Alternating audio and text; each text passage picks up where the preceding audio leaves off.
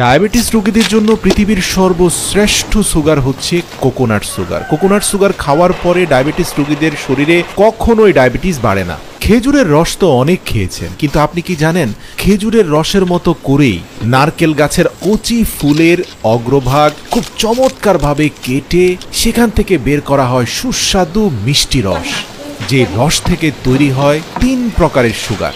একটা হচ্ছে নারকেলের গুড়, আরেকটা হচ্ছে নারকেলের চিনি এবং নারকেলের সিরাপ। থাইল্যান্ডে সাধারণত ছোট নারকেল গাছগুলোর অগ্রভাগ দিয়ে যে ফুল বের হয় ঠিক ওই ফুলেরই অগ্রভাগটা কেটে ফেলে।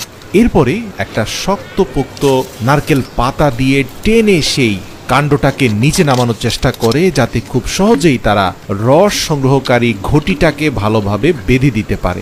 একটা ফুল থেকে বেশ কয়েকদিন পর্যন্ত রস সংগ্রহ করা হয়। শেষ পর্যায়ে ফুলের উপরে যে শেল বা বাকল আছে সেটাকে ফেলে দেওয়া হয় এবং তারপরে একটা লালচে রঙের পলিথিন দিয়ে অগ্রভাগ থেকে নিম্নাংশ পর্যন্ত খুব ভালোভাবে বেঁধে দেওয়া হয়। এটা একটা ট্রেডিশনাল প্রসেস।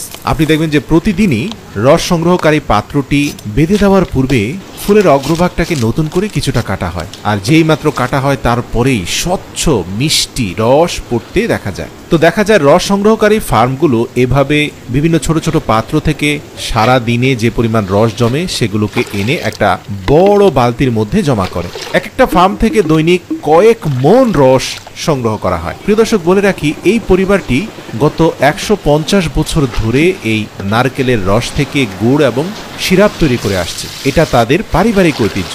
তো শুরুতেই এনে একটা ছাঁকনির সাহায্যে ফিল্টারিং করা হয়, কারণ আপনারা জানেন যে নারকেল গাছের উপরে বিভিন্ন পাতা বা ছোট ছোট নারকেলের ফুল এই রসের সাথে মিশে যেতে পারে, তাই এগুলোকে শুরুতেই ফিল্টারিং করাটা খুব গুরুত্বপূর্ণ। ফিল্টারিং করার পরে শুরু হয় উত্তপ্ত আগুনে এগুলোকে জাল দেওয়া। প্রিয় দর্শক, এই জাল দেওয়ার প্রক্রিয়াটা তারা ধারাবাহিকভাবে 3টি পাতিলে করে, কখনো এই পাতিল থেকে সেই পাতিলে ট্রান্সফার করে এবং উচ্চ তাপে সেগুলোকে জাল করতে থাকে। যখন জাল প্রক্রিয়া চলতে থাকে তখন তার উপরে বাঁশের কঞ্চি দিয়ে নির্মিত এক ধরনের ন্যাচারাল ঝাঁপি উপরে দেওয়া হয়, যাতে অধিক উত্তাপে ফেনা বেরোতে থাকা গুড়গুলো ডানে বামে পড়ে না যায়। এই বাঁশের ঝাঁপি নারকেলের রসের ফেনাকে নিয়ন্ত্রণ করে। দীর্ঘ 20 থেকে 25 ঘন্টা পর্যন্ত জাল দেওয়ার পরে অনেকটা খেজুরের গুড়ের আদলেই আমরা দেখতে পাই যে একেবারে গাঢ় থকথকে নারকেলের গুড় প্রস্তুত হয়ে যায়। তো এগুলোকে একটা ট্রেডিশনাল গ্রাইন্ডারের মাধ্যমে কিছুটা ফোমি শেপে নিয়ে আসার চেষ্টা করা হয়। অধিক ঘূর্ণয়নের ফলে গুড়গুলো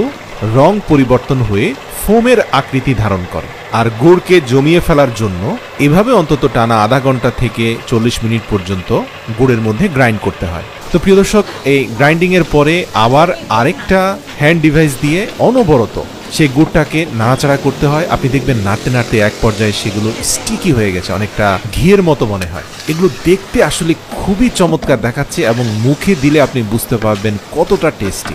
নারকেলের একটা সুঘ্রাণ আছে, সাথে রয়েছে তীব্র মিষ্ট স্বাদ। তো এই ন্যাচারাল নারকেলের গুড়টাকে একটা বড় ড্রামের মধ্যে নিয়ে সেখান থেকে নির্দিষ্ট ওজনের ভিত্তিতে পলিথিনের মধ্যে ওজন দেওয়া হয়। প্রতিটি পলিথিনে 1 কেজি পরিমাণে গুড় ঢালা হয়। আপনারা দেখতে পাবেন যে এগুলো ঠান্ডা হওয়া পর্যন্ত অপেক্ষা করা হয়, আর ঠান্ডা হওয়ার পরে মালাইগুলো অনেকটা খেজুরের গুড়ের মালাইয়ের মতো মনে হয়, তবে খেজুরের গুড়ের মালাইয়ের রং আরেকটু গাঢ় লালচে হয়, এগুলো একটু হালকা সাদা রঙের। তবে আপনি যদি আশপাশ দিয়ে হাঁটেন তাহলে এর মন মাতানো ঘ্রাণ আপনাকে মুগ্ধ করবে। পারিবারিকভাবে 150 বছর ধরে তৈরি করতে থাকা এই গুড় থাইল্যান্ডের বিভিন্ন অঞ্চলে সাপ্লাই করা হয়, তবে চাহিদা অত্যাধিক বেশি থাকায় মানুষজন এই পরিবারের কাছ থেকে এসে গুড় সংগ্রহ করে নিয়ে যায়। তো প্রিয় দর্শক, কখনো থাইল্যান্ড ঘুরতে গেলে এরকম এক টুকরো গুড় মুখে নিয়ে টেস্ট করতে পারেন, আপনি নিজেই অনুভব করবেন এটা কতটা স্বাদের। এছাড়াও তারা সিরাপ তৈরি করে। তো সিরাপের ক্ষেত্রে একটা কথা বলি যে জাল প্রক্রিয়াটা অর্ধেক দেওয়া হয়, 20 ঘন্টার জায়গায় 10 ঘন্টা দেওয়া হয়। যথেষ্ট পরিমাণ পানি থাকাকালীন সময়ে এই সিরাপগুলোকে আলাদা একটা পাত্রে নিয়ে এগুলোর গুণাগুণ পরীক্ষা করে সেগুলোকে বোতলজাতকরণ করা হয়। নারকেলের সিরাপ বেশিরভাগ জুস তৈরিতে ব্যবহার করা হয়। যারা স্বাস্থ্য সচেতন, কোনোভাবে চান না যে মিষ্টি জুস খাওয়ার মাধ্যমে তার শরীরে ব্লাড সুগার বেড়ে যাক, তারা নারকেলের সিরাপ দিয়ে জুস বানিয়ে খান, তবে সেই ক্ষেত্রে এগুলো অনেক এক্সপেন্সিভ হয়, দেখতে অনেকটা মধুর মতো মনে হয়। এছাড়াও প্রস্তুত করা গুড় থেকে একটা ট্রের মধ্যে গুড়টাকে রেখে দীর্ঘ সময় পর্যন্ত জমিয়ে ফেলা হয়। যখন একবারে শুকনো হয়ে যায় তখন সেটাকে চামচের সাহায্যে কেটে কেটে ঝরঝরে করে আরেকটা ছাঁকনির সাহায্যে ছেঁকে ছেঁকে সেখান থেকে এই নারকেলের চিনি তৈরি করা হয়, হয়। এই চিনিটা কিন্তু চা, কফি যে কোনো ক্ষেত্রে ব্যবহার করা যায়, 100% নিরাপদ। গবেষণায় উঠে এসেছে যে নারকেলের চিনি রক্তে শর্করার মাত্রা নিয়ন্ত্রণে সাহায্য করে। এতে রয়েছে ফাইবার, যা রক্তে শর্করার মাত্রা বাড়তে দেয় না। তাই ডায়াবেটিস আক্রান্ত রোগীদের জন্য এই চিনি খুবই উপকারী। এছাড়াও এই চিনি মধু থেকেও বেশি উপকারী। নারকেলের চিনিতে একই সাথে ক্যালসিয়াম, জিঙ্ক, আয়রন এবং পটাশিয়ামের মতো পুষ্টি উপাদান রয়েছে। এছাড়াও নারকেলের চিনি খেলে রক্ত সঞ্চালনও ভালো হয়। এই চিনি শরীরে আয়রনের ঘাটতি পূরণ করে। প্রিয় দর্শক,